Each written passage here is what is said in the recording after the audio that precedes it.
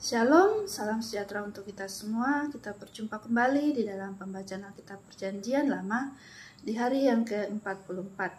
Di hari yang ke-44 ini kita akan baca di dalam kitab Kejadian pasal 29 ayat 31 sampai dengan ayat 35 dan kitab Kejadian pasal 30 ayat 1 sampai dengan ayat 24 dengan judul ataupun dengan perikop anak-anak Yakub.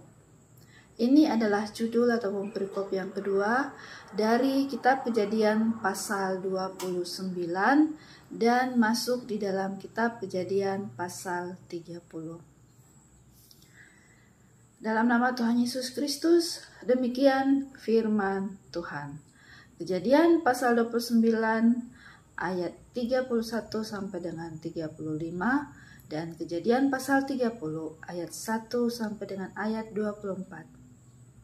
Dengan judul anak-anak Yakub.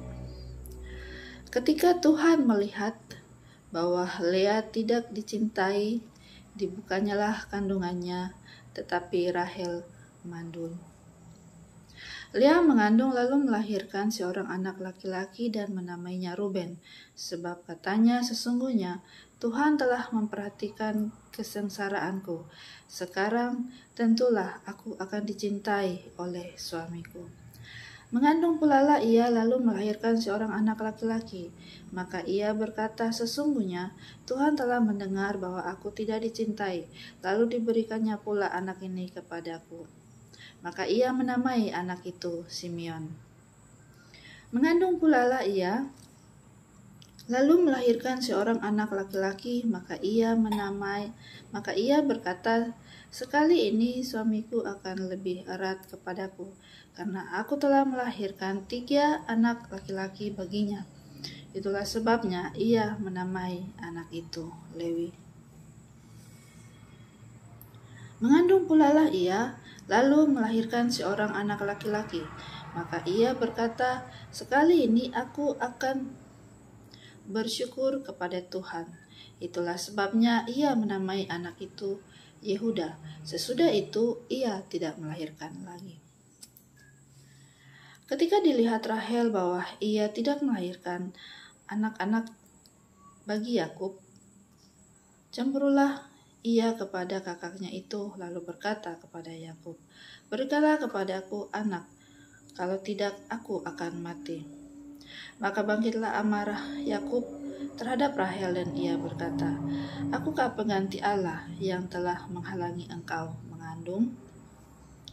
Kata Rahel, ini Bilha, budakku perempuan, hampirilah dia, supaya ia melahirkan anak di pangkuanku, dan supaya oleh dia aku pun mempunyai keturunan. Maka diberikannya lah Bilha, budaknya itu kepada Yakub, menjadi istrinya, dan Yakub menghampiri budak itu.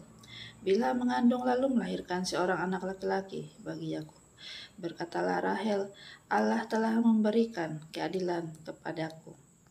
Juga telah didengarnya permohonanku dan diberikannya kepadaku seorang anak laki-laki. Itulah sebabnya ia menamai anak itu Dan.